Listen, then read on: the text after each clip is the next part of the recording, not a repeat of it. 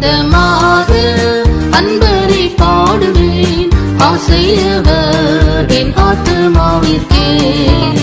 ஆனந்தமாக அன்பரை பாடுவேன், ஆசையவர் என் ஆத்துமாவிற்கே. ஆசிகள் அருளும் ஆனந்தமாய், ஆசிகள் அருளும் ஆனந்தமாய். ஆண்டவர் இயேசு போலாரும் இல்லையே, இயேசுவல்லால் இயேசுவல்லால் இன்பம் மிகத்தில் வேறு எங்கும் இல்லை. ஒழுக்கம் என்பது எதை காட்டுகிறது? ஒரு ஒழுக்கம் இல்லாத ஒரு விசுவாசி, ஒரு ஆண்மகன் அப்படியே ஒரு 3 பட்டனை திறந்து விட்டுன்னு அப்படியே ஒரு மைனர் செயினை வெளியே காட்டிட்டு கையில் ஒரு பெரிய பிரேஸ்லெட் போட்டுட்டு உட்காந்துட்டு அப்படி கால் மேலே கால் போட்டு தூங்கிட்டு இருந்தார்னு வச்சுக்கலாம் சர்ச்சில்.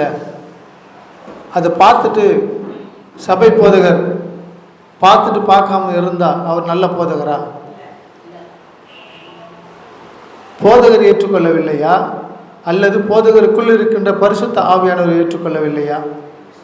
3 காரியங்கள் இருக்குது. ஒன்று சபையினுடைய சட்ட திட்டங்கள், 2வது ஆவியானவருடைய ஒழுக்கங்கள், 3வது மனிதனுக்குள்ளாக இருக்கின்ற ஒழுக்கம்.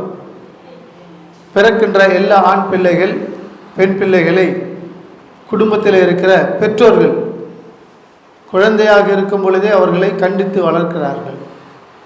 ஒரு பையன் ரோட்டில் ட்ரௌசர் போடாமல் ஓடி விளையாடிட்டு இருந்தான்னு வச்சுங்களேன், அப்பா அம்மா அதை ஏற்றுக்க மாட்டாங்க, ஏற்றுக்கவும் மாட்டாங்க.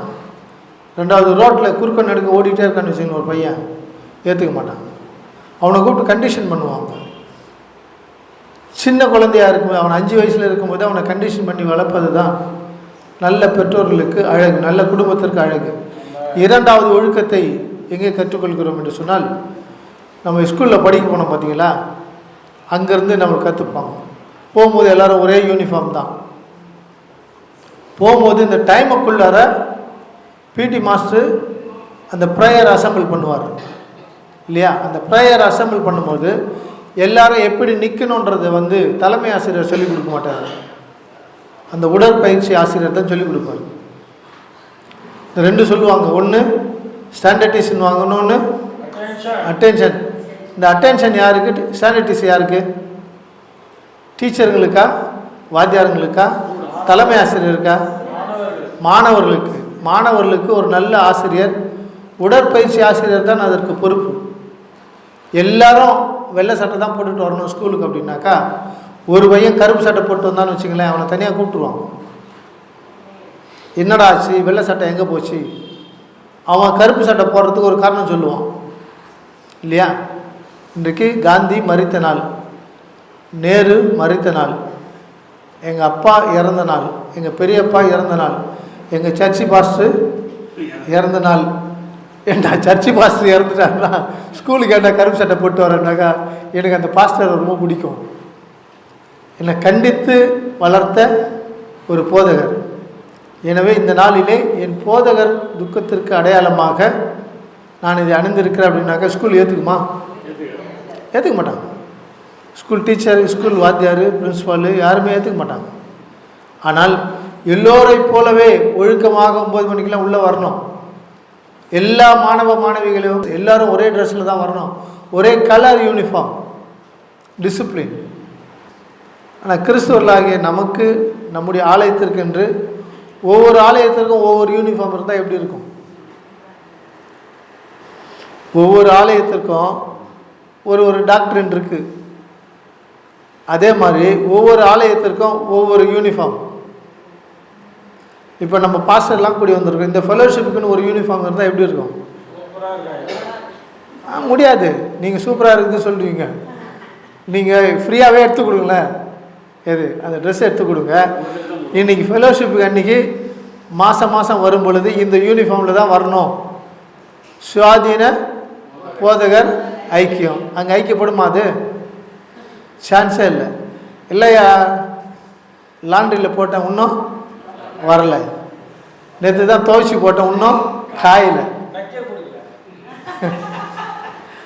இப்படி பல காரணங்கள் இருக்குது. ஆக்சுவலாக இந்த ஐக்கியப்படுற ஒரு விஷயம் ஒன்றா சேரலன்னு வச்சுங்களேன், பரலோக ராஜ்யம் நம்ம இடத்துல கடந்து வருவது கிடையவே கிடையாது. ஆக்சுவலாக பரலோக ராஜ்யம் செத்தா எங்கே போகிற, சுடுகாட்டுக்கு போகிறன்ற உண்மையை பேசணும் இல்லையா? செத்த பிறகு நான் பரலோகம் போகிறேன்னு சொல்கிறது உண்மையா பொய்யான்னு எனக்கு தெரியாது. ஆக்சுவலாக நான் செத்தா பரலோகம் போகணும்னு தெரியாது. ஆக்சுவலாக நிறைய பேர் சொல்லுவாங்க, என்ன தெரியுமா, நான் இப்போ செத்தேன்னா கூட எங்கே போவேன், பரலோகம் போவேன். ஓகே, நான் ஒத்துக்கிறேன். அப்போ சாவுங்க. இங்கே எனக்கு வீடு இல்லை, வீடு எனக்கு வேணாம், ஏன் நிலத்தை உங்கள் பேரில் வாங்குறீங்க? எனக்கு வீடு பரலோகத்தில், ஏன் மாடி வீடு கட்டுறீங்க? கல்யாணத்தில் டவுரி வாங்க மாட்டேன், என்னது நகை வாங்க மாட்டேன். ஆனால் அந்த நகைக்கு பதிலாக நீங்கள் என்ன பண்ணுங்க, என் பையன் அக்கௌண்ட்டில் பணத்தை போட்டுருங்க. அது பணமாக இருந்தாலும் நகையாக இருந்தான்னா, பணமாக இருந்தால் அப்படியே இருக்கும், நகையாக இருந்தால் பழுகி பெருகும். அது ஆக்சுவலாக இன்றைக்கி ஒரு சவரன் எவ்வளோ சார்? என்னம்மா, உங்களுக்கு நகை ரொம்ப பிடிக்குமா? ஆமாம்.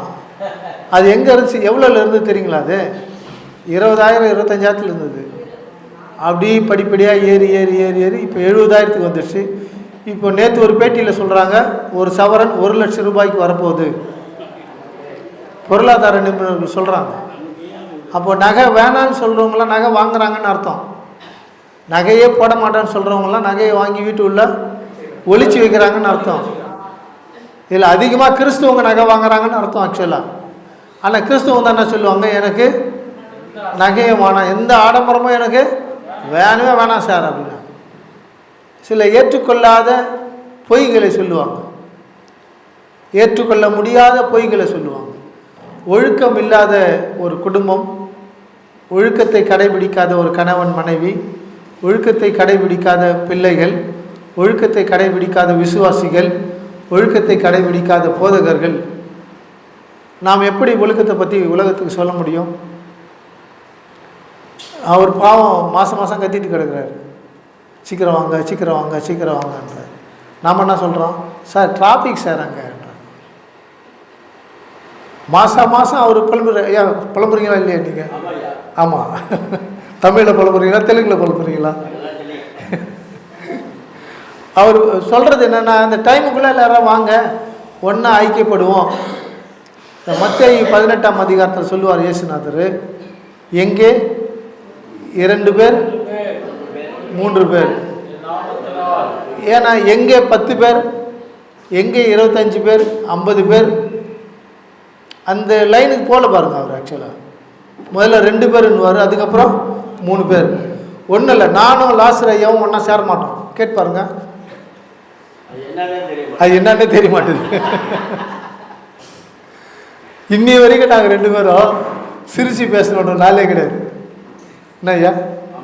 ஆமாம். அப்போ நான் உண்மை பேசுகிறேன்னு அர்த்தம். ஏன் அந்த ஒருமனப்பாடு வரமாட்டேங்குது? நீங்கள் 2 பேர் முதல்ல சேருங்க, அதுக்கப்புறம் 3ஆவதாக சேருங்க, பார்க்கலான்றது தான் அர்த்தம்.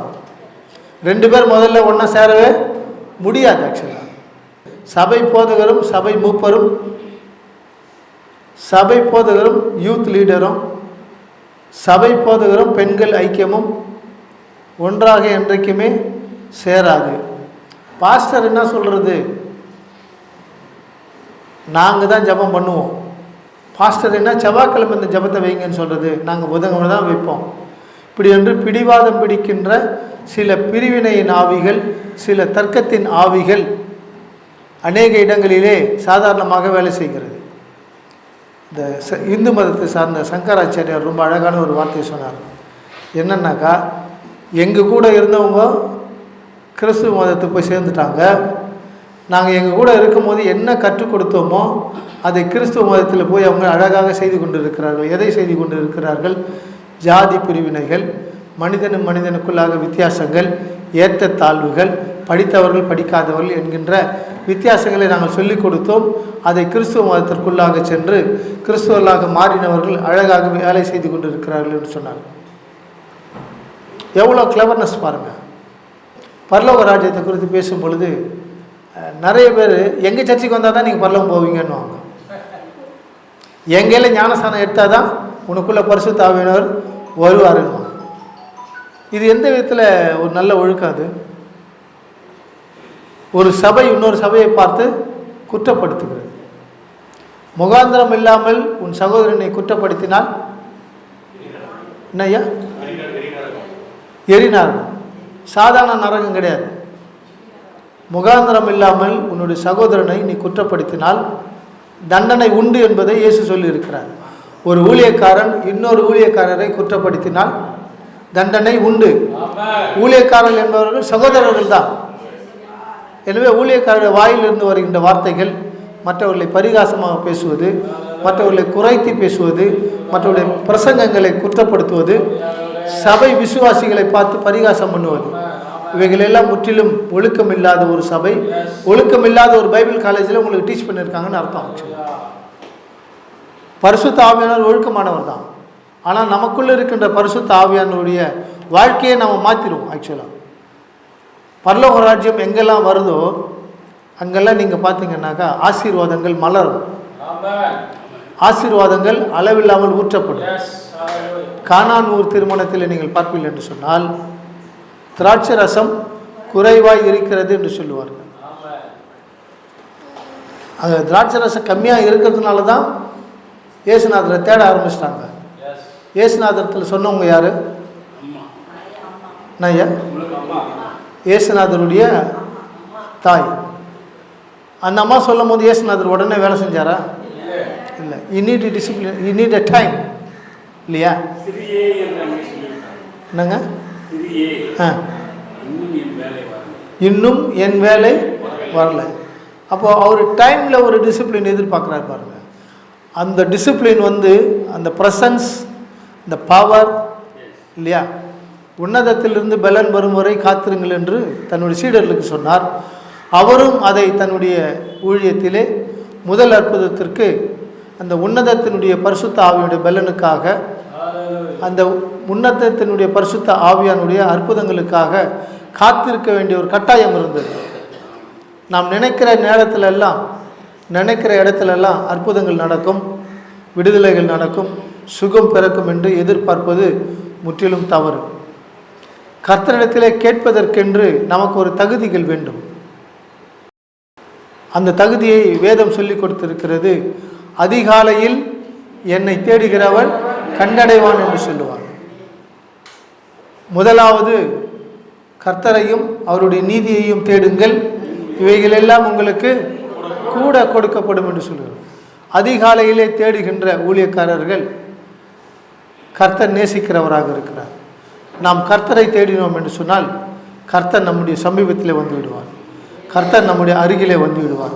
அதிகாலையிலே நாம் முழங்கால் படிடுவோம் என்று சொன்னால் முழு விசுவாசத்தோடு பரிசுத்தாவிலே நிரம்பி நம்முடைய தேவைகளை கர்த்தரிடத்திலே சொல்லுவோம் என்று சொன்னால் நாம் கேட்டுக்கொண்டு இருக்கும் பொழுதே சில காரியங்கள் நமக்கு செய்தியாக வரும். நாம் கேட்டுக்கொண்டு இருக்கும் பொழுதே நமக்கு கொடுக்கிறவர்களை கர்த்தர் தம்முடைய தேவ தூதர்களாக அனுப்புவார். என்னுடைய கர்த்தருடைய நேரம் வந்த பொழுது இயேசுநாதர் அங்கே இருந்த வேலைக்காரர்களை பார்த்து ஜாடிகளிலே தண்ணீர் நிரப்புங்கள் என்று சொல்லுவார். ஜாடிகளிலே தண்ணீர் நிரப்புங்கள் என்று சொன்னார். அவர்கள் உடனே கீழ்ப்படிந்து ஜாடிகளிலே தண்ணீர் நிரப்பினார்கள். யோவான் 2ஆம் அதிகாரம் 7ஆம் வசனம் எடுத்தவர்கள் வாசிங்க. இயேசு வேலைக்காரரை நோக்கி ஜாடிகளிலே தண்ணீர் நிரப்புங்கள் என்றார். அவர்கள் அவைகளில் நிறைய நிரப்பினார்கள். நிறைய நிரப்புங்கன்னு இயேசுநாதர் சொன்னாரா? இல்லை. ஜாடிகளிலே தண்ணீர் நிரப்பினார்கள்.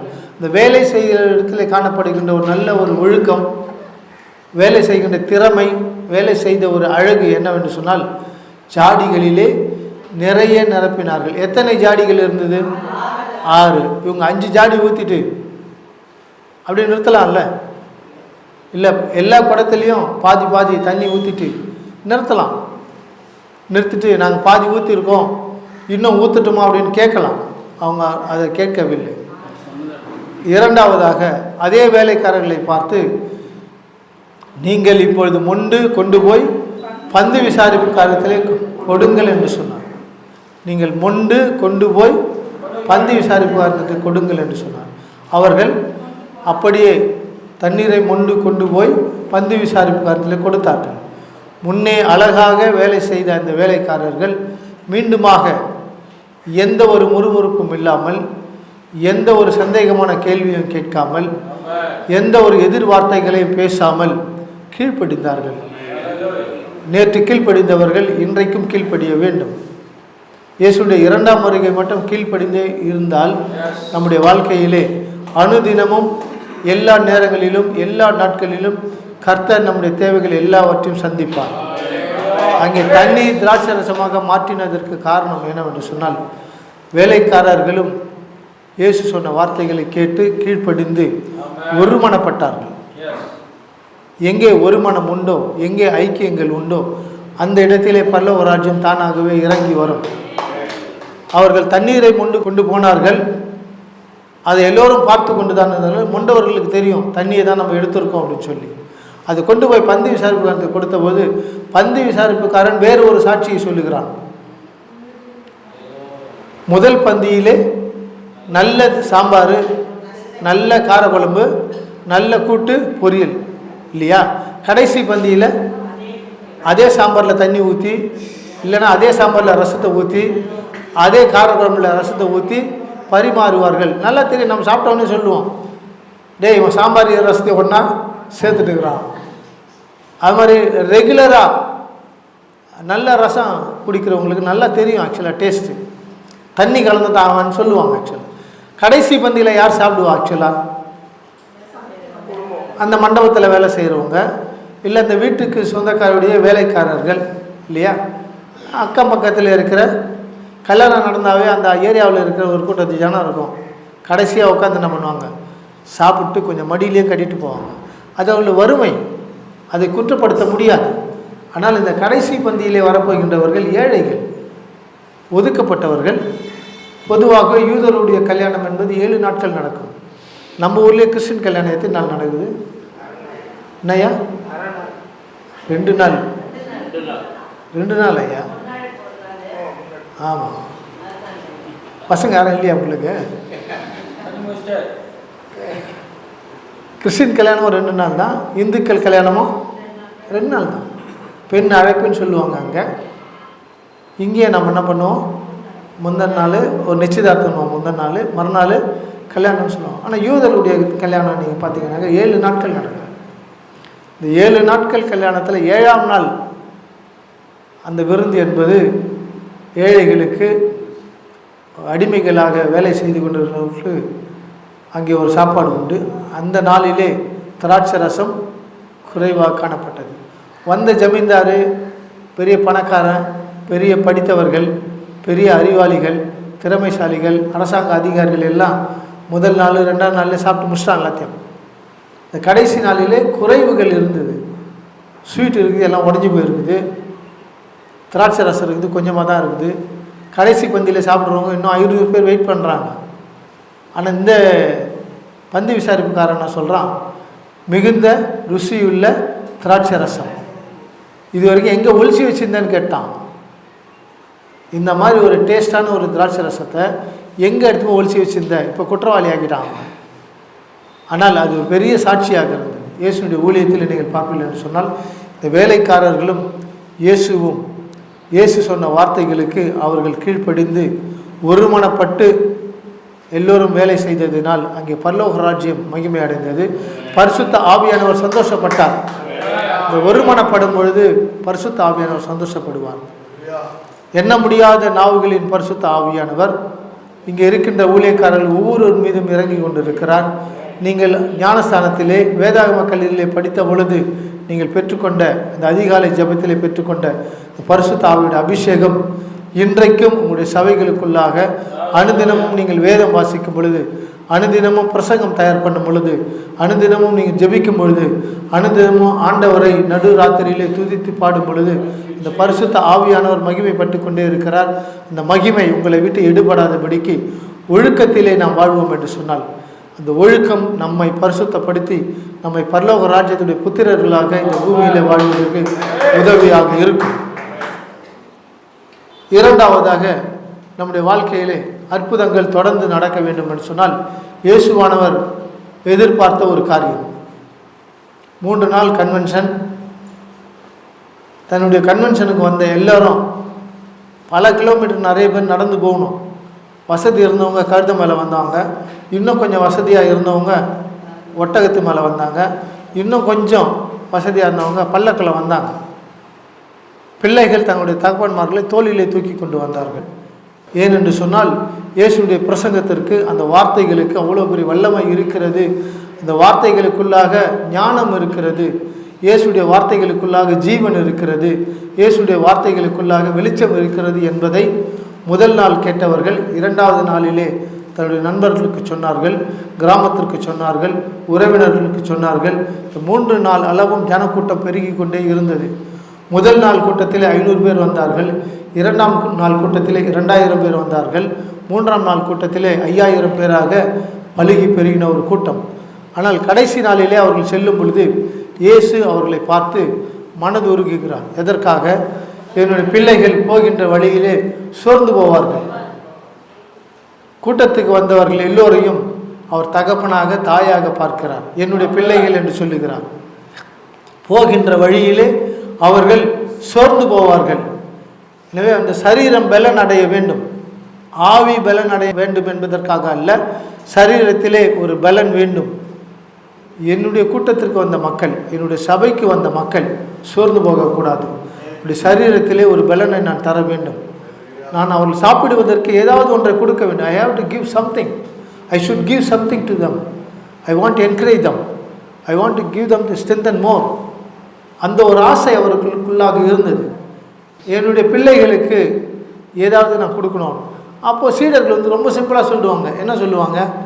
இது வனாந்தரமான ஒரு இடம், இங்கே எதுவும் வாங்கணும்னு நினச்சா கூட வாங்க முடியாது, ஒன்றுத்துக்கும் பிரயோஜனம் இல்லாத ஒரு இடம், கல் முள் இதான் கிடக்குது இங்கே, இல்லையா?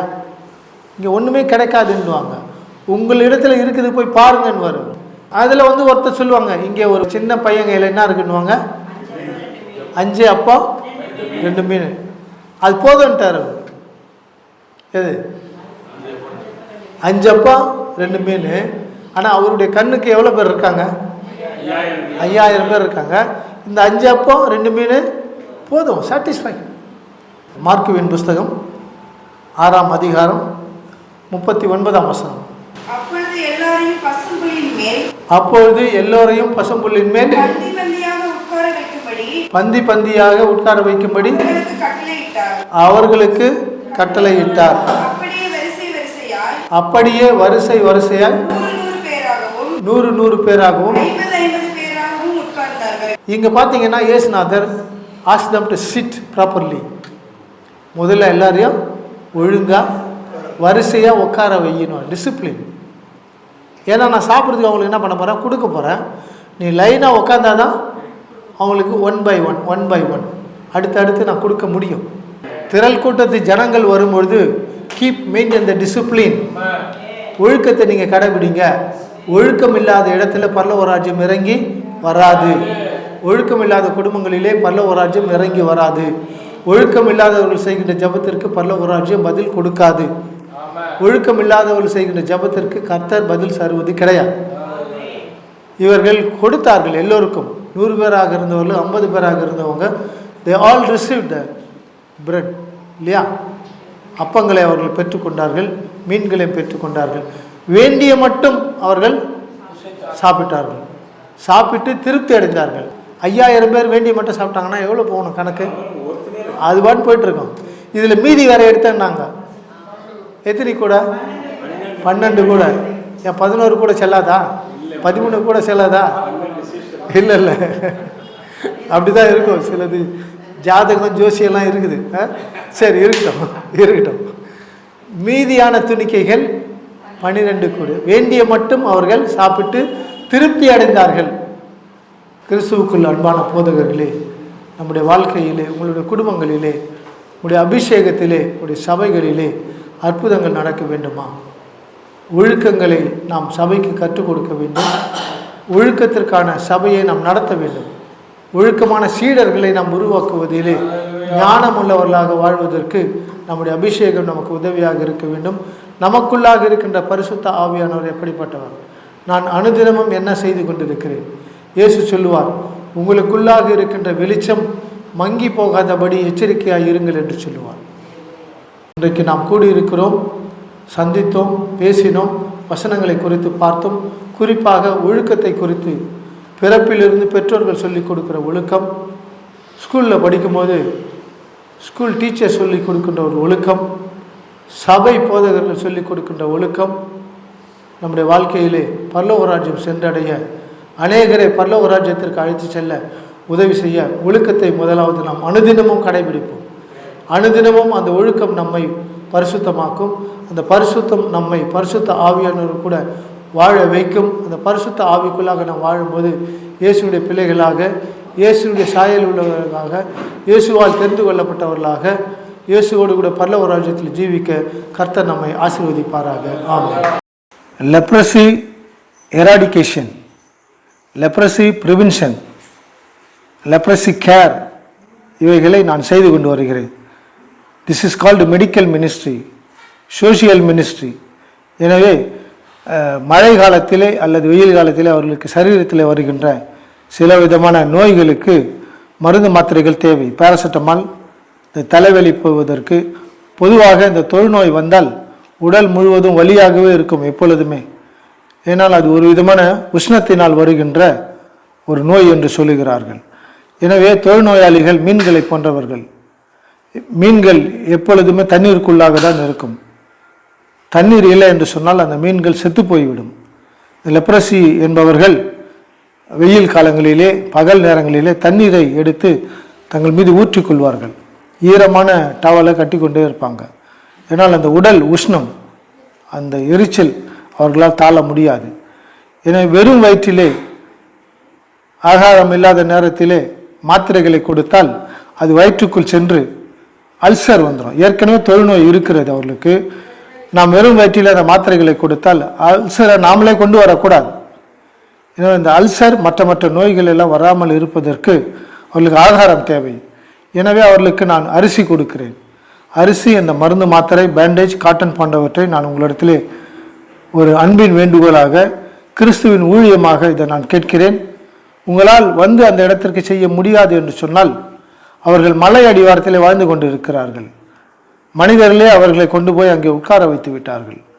எனவே அந்த மலை அடிவாரத்தில் இருக்கின்றவர்களுக்கு நாங்கள் தேடி சென்று அவர்களுக்கு தேவையான மருந்து மாத்திரைகளை, இந்த பேண்டேஜ், பஞ்சுக்களை கொடுத்துக்கிறோம். இவைகளோடு கூட தேவையான அன்றன்று உள்ள அப்பம், அன்றன்று உள்ள ஆகாரம், சாப்பிடுவதற்கு அரிசியை கொடுத்து கொண்டிருக்கிறோம். சில மளிகை பொருட்களையும் நாங்கள் தருகிறோம். எனவே உதவி செய்கின்ற அன்புள்ளம் கொண்டவர்கள், தூக்கத்திலே உதவி செய்கின்ற ஒரு காட்சியை பார்க்கிறவர்கள், கர்த்தரின் ஆவியினால் ஏவப்பட்டவர்கள், பிறப்பிலிருந்தே ஏழைகளுக்கு உதவி செய்கின்ற அநேக திரள் கூட்டத்து மக்கள் இருக்கிறீர்கள். உங்களை கர்த்தர் அடையாளம் கண்டு இருக்கிறார். கர்த்தர் உங்களை தெரிந்தெடுத்திருக்கிறார். எதற்கு? ஏழைகளுக்கு, திக்கற்றவர்களுக்கு, அங்கவீனமானவர்களுக்கு, நோய் கொண்டவர்களுக்கு, வியாதியிலே படுத்து இருக்கிறவர்களுக்கு உதவி செய்வதற்காகவே சிலரை கர்த்தர் இந்த உலகத்திலே படைத்திருக்கிறார். அப்படிப்பட்டவர்கள் நீங்கள் முன் வாருங்கள். இந்த தொலைக்காட்சியிலே காட்டப்படுகிற தொலைபேசியிலே நீங்கள் பேசுங்கள். இந்த தொலைக்காட்சியிலே காட்டப்படுகின்ற என்னுடைய ஆஃபீஸ் விலாசத்திற்கு நீங்கள் லெட்டர் எழுதுங்க அல்லது மணி ஆர்டர் பண்ணுங்க. உடைய பணங்களை, வர முடியாதவர்கள், நேரடியாக சென்று சேவை செய்ய முடியாதவர்கள், கூகுள் பே, பேங்க் அக்கௌண்ட்டில் உங்களுடைய உதவிகளை நீங்கள் கொடுங்கள். அந்த பணத்தின் மூலமாக நாங்கள் அரிசிகளை வாங்கி, மருந்து மாத்திரைகளை வாங்கி, இப்படிப்பட்ட தொழுநோயாளிகளுக்கு நாங்கள் மாதந்தோறும் கொடுப்பதற்காக ஜெபித்து கொண்டு இருக்கிறோம்.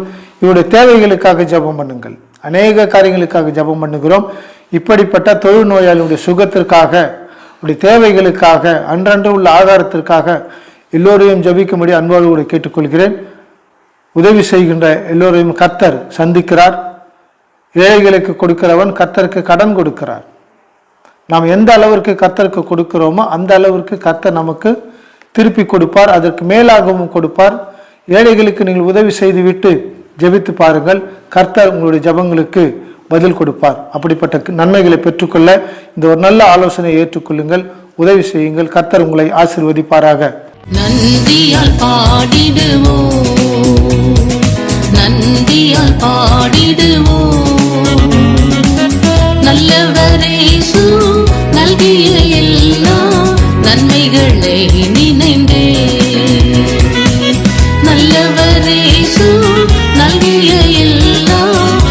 நன்மைகளை